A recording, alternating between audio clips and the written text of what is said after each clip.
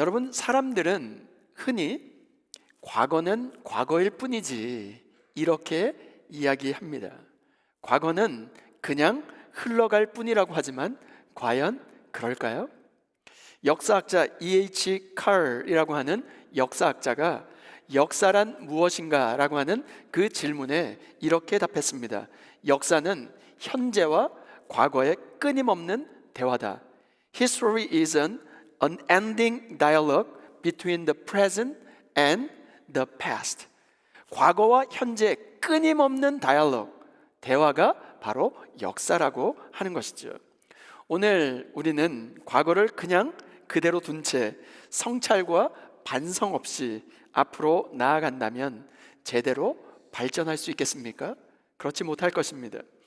이스라엘 백성들의 회복에 있어서 하나님께서 꺼내 드신 하나님의 처방이 무엇일까요?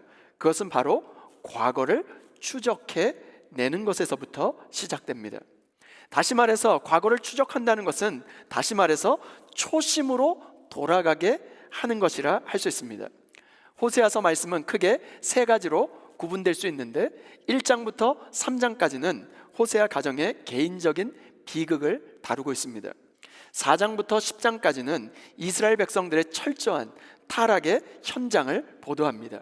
그리고 우리가 읽었던 11장부터 14장은 이스라엘 백성을 향한 하나님의 회복이 시작되는 본문입니다. 어느 성경 해석자는 이렇게 이야기했어요. 우리가 읽었던 호세아 11장 말씀이야말로 구약에서 하나님의 사랑에 대해서 언급하고 있는 가장 위대하고 가장 아름다운 장이 호세아 11장이라고 이야기하기도 했습니다. 하나님과의 관계를 회복하는 가장 중요한 단서가 과거를 추적하는 것이라면 오늘 회복의 시작을 맞이하기 위해서 우리는 어떻게 해야 되겠습니까? 그 첫 번째 교훈입니다. 하나님의 역사 앞에 바로 서라는 것입니다. 호세아서 11장 1절 말씀입니다. 이스라엘이 어렸을 때 내가 사랑하여. 하나님의 역사의 첫 번째는 내가 사랑했다는 거예요. 여러분, 여기 사랑하여라고 하는 이 말은 히브리어 원어로 보면 택하다, 선택하다, 그런 의미가 담겨져 있습니다.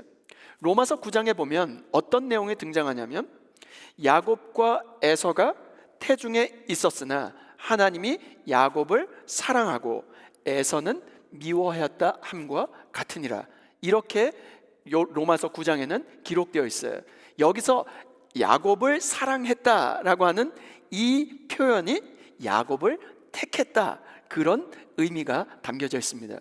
여러분, 사랑의 가장 중요한 속성 중에 하나는 하나님의 택함, 하나님의 선택, 그것이 바로 사랑의 속성 중에 하나라는 것입니다. 이스라엘이 어렸을 때 하나님께서 택하셨어요. 하나님께서 사랑하셨다는 것입니다. 호세아 11장 3절 말씀입니다. 그러나 내가 에브라임에게 걸음을 가르치고, 하나님의 역사의 두 번째는 내가 걸음을 가르치고입니다. 여러분, 여기 가르치고라고 하는 것은 그냥 지금 현재 가르치고 있는 것처럼 보이지만 히브리어 성경에는 완료형으로 되어 있어요. 가르쳐 왔었고, 이런 뜻이에요. 과거에서 가르쳐 왔고 지금도 가르치고 있다는 내용입니다. 첫째는 사랑했다, 택했다라고 말씀하시고, 하나님의 역사 두 번째는 내가 광야에서 그 걸음을 가르쳐 왔었다, 이렇게 말씀하고 있는 것입니다. 그런데 여러분, 어떻게 그들을 가르쳤을까요? 광야에서 그 걸음을 가르치기 위해서 하나님께서 택하셨던 방법은 이스라엘 백성들에게 하나님의 율법을 들려주셨다는 것입니다. 이스라엘의 회복을 어떻게 시작하고 계십니까?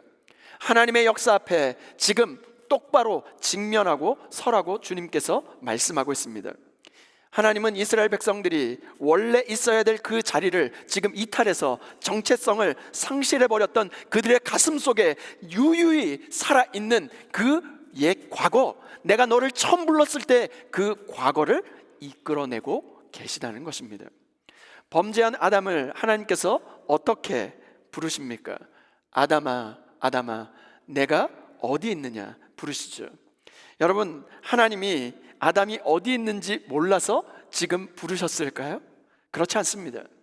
아담이 처음 있었던 만들었었던 바로 그 상태, 보시기에 심히 좋은 그 상태로 있어야 함에도 불구하고 지금 너가 있는 그 자리는 너가 있어야 될 자리가 아니다. 너가 있어야 될 그 자리가 아닌데 왜 나의 얼굴을 피해서 지금 숨었느냐? 너가 처음 출발한 그 자리가 어디인 줄 너는 아느냐? 그 자리로 다시 돌아오라. 처음 그 자리, 바로 과거를 이끌어 내시는 것이죠. 주 안에 사랑하는 여러분, 오늘 우리는 어떻습니까? 하나님 앞에서 은혜를 받았을 때, 예수 그리스도를 인격적으로 만나서 회심하여서 그 구원의 감격에 벅차올라서 감격과 감사와 찬양의 눈물을 흘렸던 바로 그때를 간직하고 계십니까? 그런 의미에서 호세아서 11장 말씀은 이스라엘 백성들의 회복의 시작을 알리면서 의도적으로 과거형 동사를 픽업하셔서 하나님의 역사 앞에 지금 직면하게 서라고 말씀하고 있는 것이죠. 이스라엘의 과거는 어땠을까요? 호세아서 11장 1절 말씀입니다. 이스라엘이 어렸을 때 내가 사랑하여 내 아들을 애굽에서 불러내었거늘. 하나님은 애굽에서 종살이하던 이스라엘 백성들을 바로 출애굽하셔서 이끌어내 주셨습니다. 우리말 성경에는 아들을 불러내었다라고 되어 있어서 진짜 아들을 불러낸 것 같이 느껴질 수 있습니다. 그런데 히브리어 성경 원문에는 어떻게 되어 있냐면 내가 아들로 불러내었다 이렇게 되어 있습니다. 무슨 말입니까? 우리를 부르신 것은 아들로 삼기 위해서 지금 출애굽시키셨고 지금 아들로 삼기 위해서 불러내셨다는 것입니다. 하나님께서 언제 이스라엘 백성들을 사랑하셨다라고 기록하고 있습니까? 이스라엘이 어렸을 때입니다. 여러분, 여기서 어리다는 것은 나이가 어리고 귀여울 때를 이야기하는 것이 아닙니다. 오히려 귀엽거나 사랑스러운 것이 하나도 없는 바로 그때 하나님은 그들을 택하셨고 그들을 사랑하셨다는 것입니다. 여러분, 어디에도 오늘 본문 가운데 내가 사랑하여 라는 말 앞에 어떻게 사랑했고 왜 사랑했고 어떠한 단서로 어떠한 조건으로 어떠한 이유가 붙어있지 않음을 알 수 있습니다. 오늘 우리는 그렇게 사랑해서 남녀가 사랑해서 결혼한 아내와 남편이지만 사랑 고백을 하며 남녀가 정말로 남녀 사이 사귄 남녀 사이라 할지라도 그 앞에 그 사랑 앞에 무엇이 붙어 있습니까? 뭐뭐 하면 바로 if 조건 단서가 달려있지 않습니까? 마음껏 사랑이 흘러가야 돼야 될 것 같은 자녀들에게서도 너희가 말 잘 들으면 이라고 하는 조건과 단서로 바로 사랑하고 사랑을 흘려보내고 있지는 않습니까? 그러나 하나님의 사랑 앞에는 어떠한 조건이나 어떠한 단서 그것이 존재하지 않습니다. 패역하고 불순종을 일삼고 있는 원수 같은 자리에 있는 우리를 자녀로 불러주신 일방적인 주님의 사랑을 말씀하고 있는 것이죠. 그 사랑은 어떻게 표현될까요? 로마서 5장 8절 말씀 우리 다 같이 한번 읽겠습니다. 시작. 우리가 아직 죄인 되었을 때 그리스도께서 우리를 위하여 죽으심으로 하나님께서 우리에 대한 자기의 사랑을 확증하셨느니라. 아멘이십니까? 이것은 우리에 대한 말씀입니다. 하나님께서 언제 우리를 사랑하셨나요?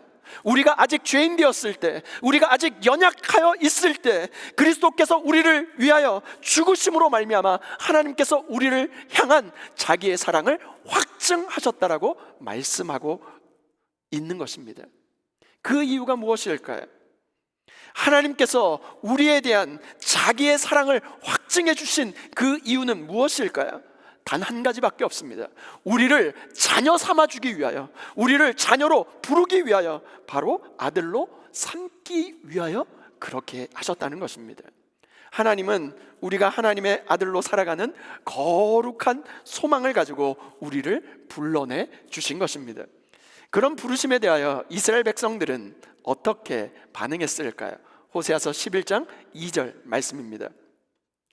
선지자들이 그들을 부를수록 그들은 점점 멀리하고 바알들에게 제사하며 아로새긴 우상 앞에서 분향하였느니라.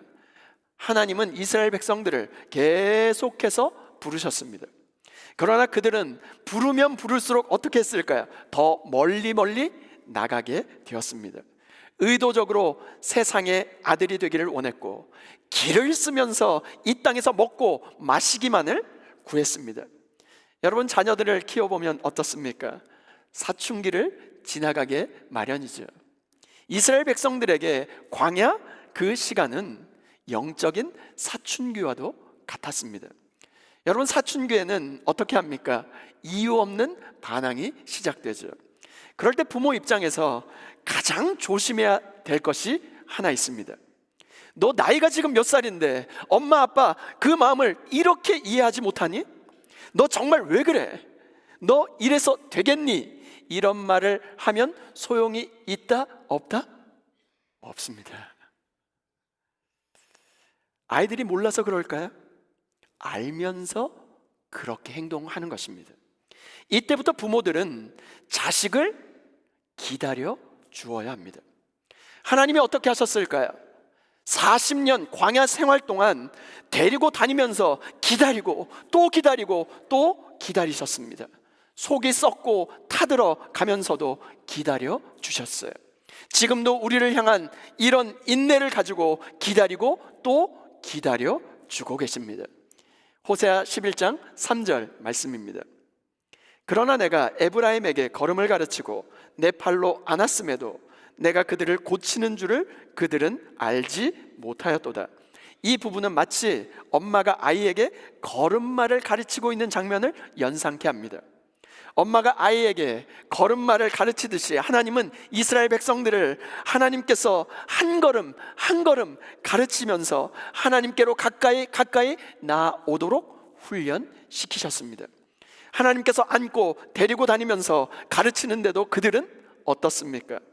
하나님의 사랑을 받아들이지 못하고 있습니다. 하나님의 사랑을 깨닫지도 못하고 있습니다. 마치 사춘기 아이들이 부모의 사랑을 이해하지 못하는 것과 똑같습니다. 모든 것이 불만이고 모든 것이 불평뿐입니다. 부모의 사랑이 무엇인지 전혀 알지 못하는 것이죠. 호세아서 11장 5절과 6절 말씀입니다. 그들은 애굽 땅으로 돌아가 가지 못하겠거늘 되돌아가지 못하겠거늘 내가 내게 돌아오기를 싫어하니 앗수르 사람이 그 임금이 될 것이라. 칼이 그들의 성읍들을 치며 빗장을 깨뜨려 없이 하리니 이는 그들의 계책으로 말미암음이니라. 이스라엘 백성들은 다시 가지 말아야 할 애굽 땅으로 다시 도망치고 말았습니다. 하나님이 어떻게 하십니까? 앗수르 사람들이 그들의 임금이 될 것이라고 하셨어요. 하나님을 의지하지 않고 의지해서는 안 될 바로 갈대와 같은 애굽, 바로 세상을 의지하러 간 이스라엘 백성들을 하나님이 쳐서 앗수르에 의해서 멸망하도록 하시겠다 말씀하셨어요. 호세아서 11장 7절 말씀입니다. 내 백성이 끝끝내 내게서 물러가나니 비록 그들을 불러 위에 계신 이에게로 돌아오라 할지라도 일어나는 자가 하나도 없도다. 여러분, 사춘기 아이들도 나름대로 결심합니다. 어떤 결심을 할까요? 집 나갈 결심, 절대로 부모의 말을 안 듣겠다라고 하는 결심, 반역을 결심하는 것이죠.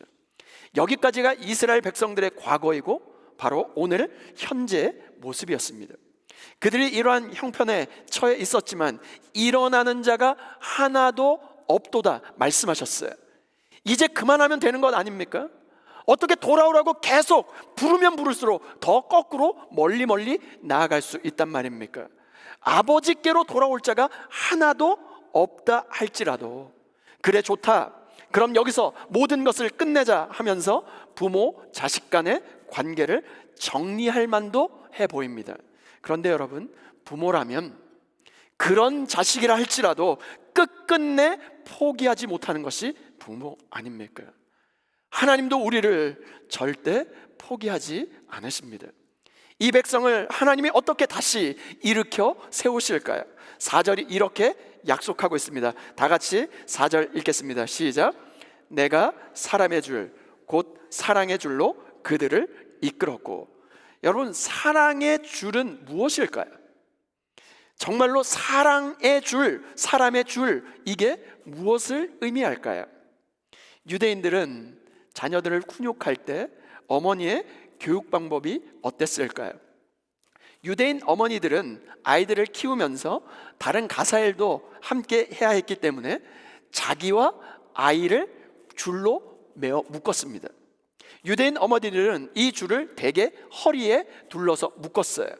이렇게 하면 아이가 자기 혼자 멀리 간다든지 위험한 곳에 떨어지지 않게 되는 것이죠.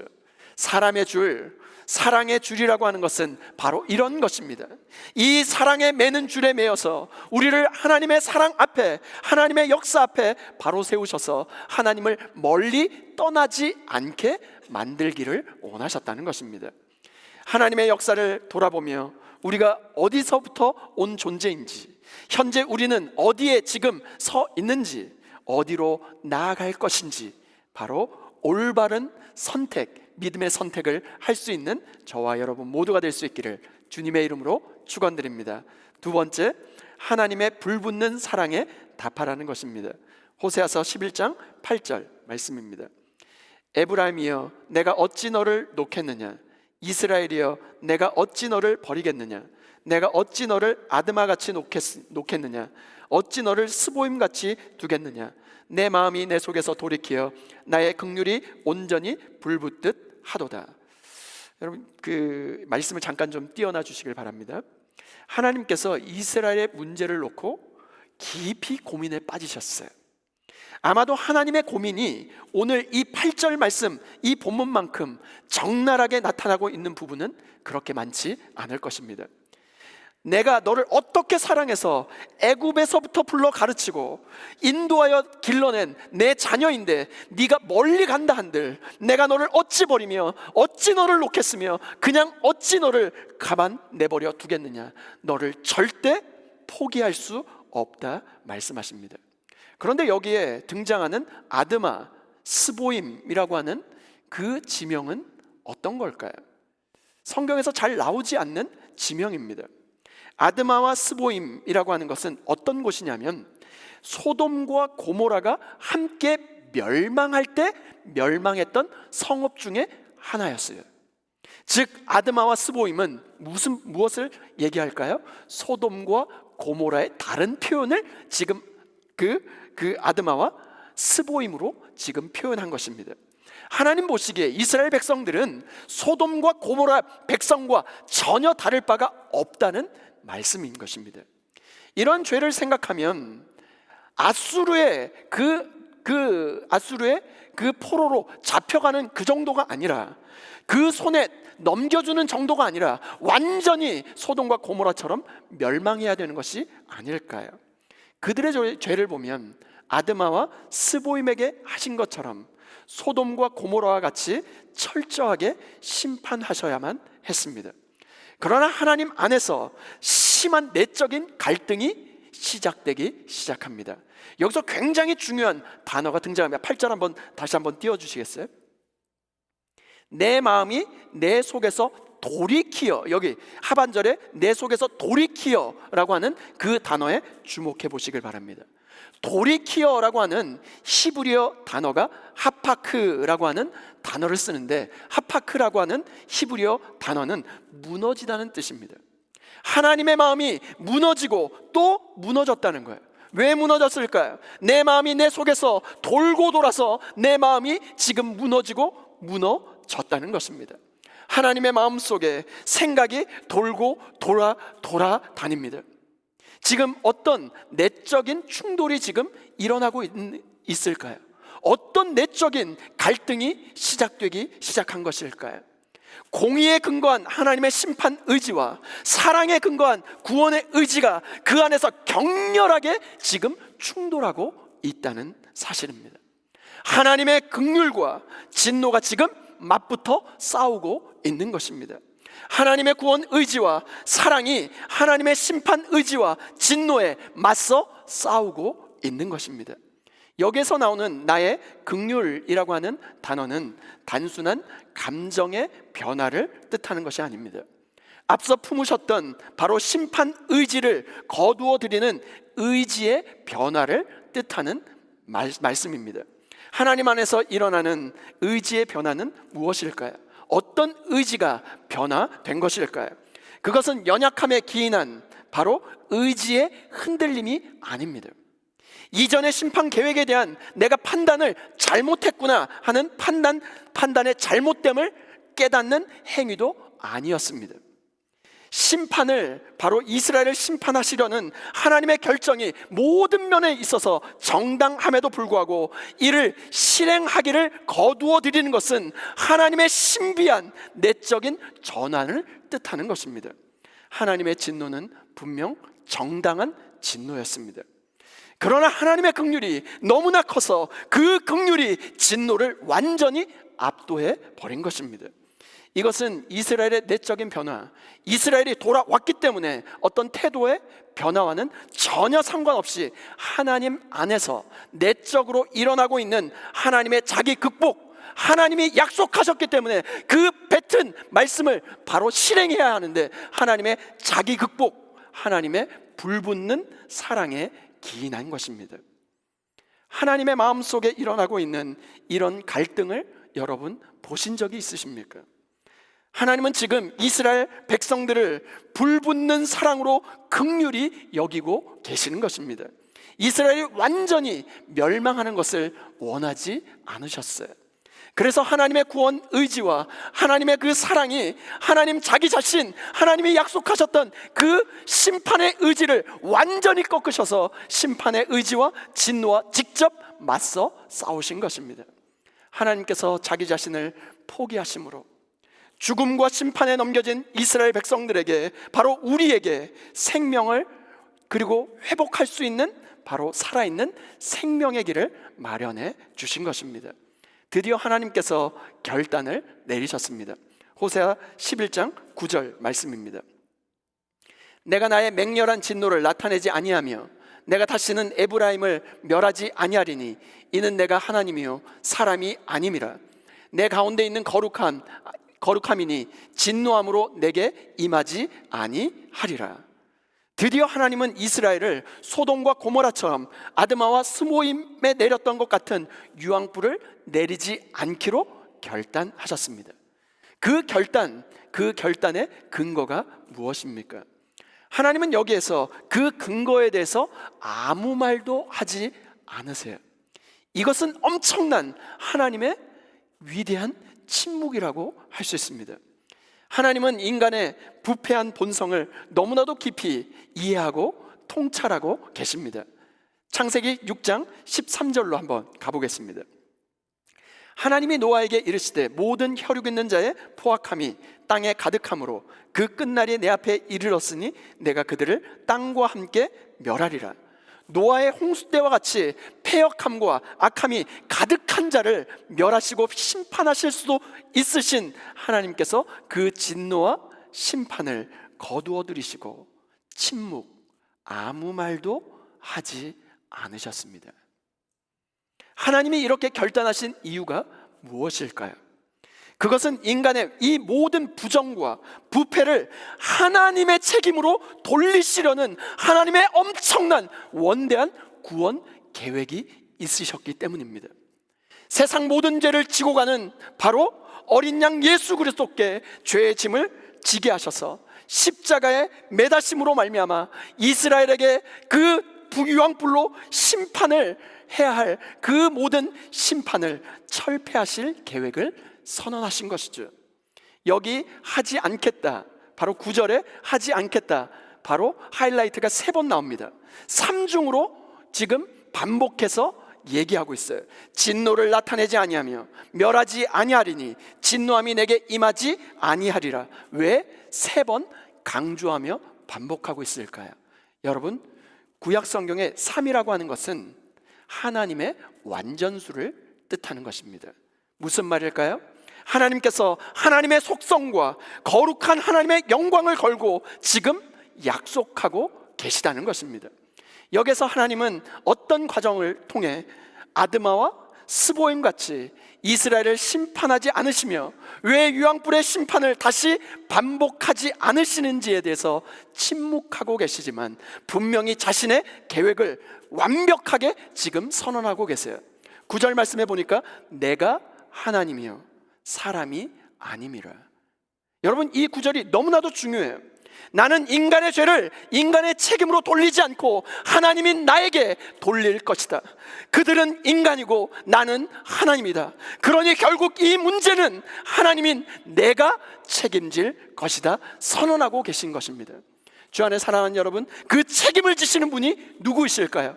함께 따라합니다. 예수 그리스도. 그 모든 세상 죄를 지고 가는 하나님의 어린 양 예수 그리스도께서 이 모든 책임을 담당해 주신 줄 믿습니다. 우리의 죄를 대속하여 죽으신 예수 그리스도의 십자가의 죽음으로 말미암아 우리는 죽음에서 생명으로 구원을 받았습니다. 하나님의 불붙는 그 사랑, 십자가에 담없는 그 사랑 앞에 나와서 생명과 회복을 덧입을 수 있는 저와 여러분 모두가 될 수 있기를 주님의 이름으로 축원드립니다. 다 함께 따라해 보실까요? 하나님의 불붙는 사랑은 하나님의 긍휼이 진노를 압도하는 하나님의 자기 극복이다. 하나님의 불붙는 사랑에 답하라. 호세아는 인간의 노력과 의지로는 하나님께로 돌이키는 일이 불가능하다고 이야기합니다. 과거 이스라엘이 걸어왔던 불순종의 역사가 이를 증명하지 않습니까? 그러나 이스라엘 편에서 본다면 불가능하지만 하나님 편에서 본다면 여전히 모든 것이 가능합니다. 인간 편에서 본다면 하나님의 사랑과 하나님의 공의가 어떻게 공존할 수 있습니까? 여러분, 사랑은 논리적으로 설명될 수 있는 어떤 것이 아닙니다. 그것은 신비이고 사랑은 곧 하나님 자신이십니다. 하나님이 이 모든 문제를 풀어가실 수 있는 바로 유일한 마스터키, 바로 열쇠가 되십니다. 호세아는 줄곧 결혼의 은유를 통해서 하나님의 언약 관계를 이루어가는 하나님의 신실하신 사랑을 말해왔습니다. 그런데 11장에 와서 하나님의 사랑을 부모의 사랑으로 그려내고 있어요. 어떻게 그려내고 있습니까? 끝까지 반역하는 페류나 같은 바로 이스라엘을 사랑으로 양육하시는 하나님의 내리사랑, 하나님의 헌신적인 사랑으로 묘사하고 있습니다. 사랑은 허다한 죄를 덮느니라 말씀처럼 사랑은 모든 것을 극복하게 하며 모든 허물을 덮는 강력이 있습니다.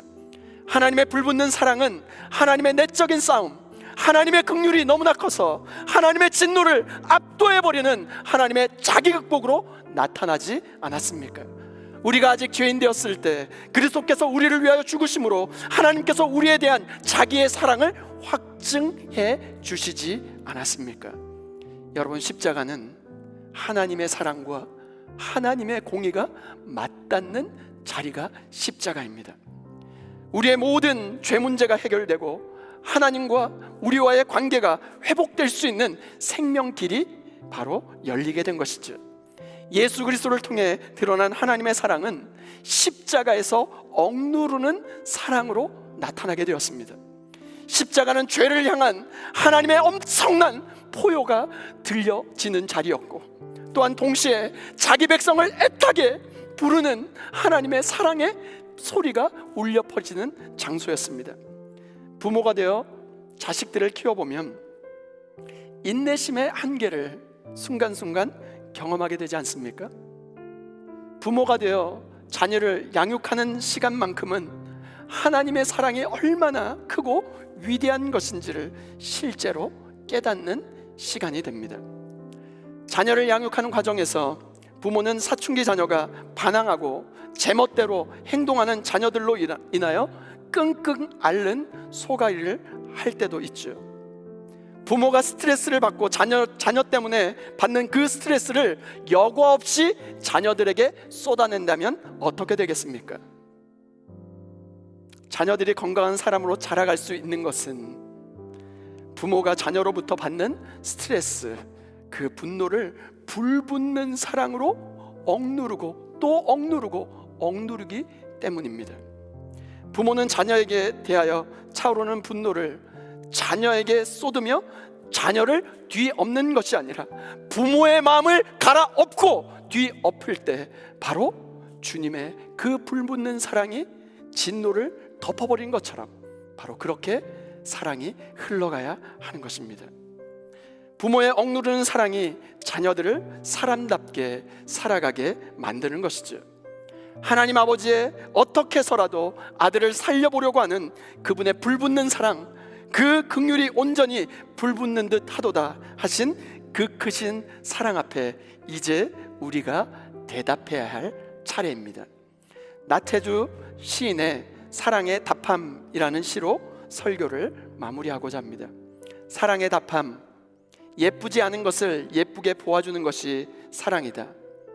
좋지 않은 것을 좋게 생각해 주는 것이 사랑이다. 싫은 것도 잘 참아주면서 처음만 그런 것이 아니라 나중까지, 아주 나중까지 그렇게 하는 것이 사랑이다.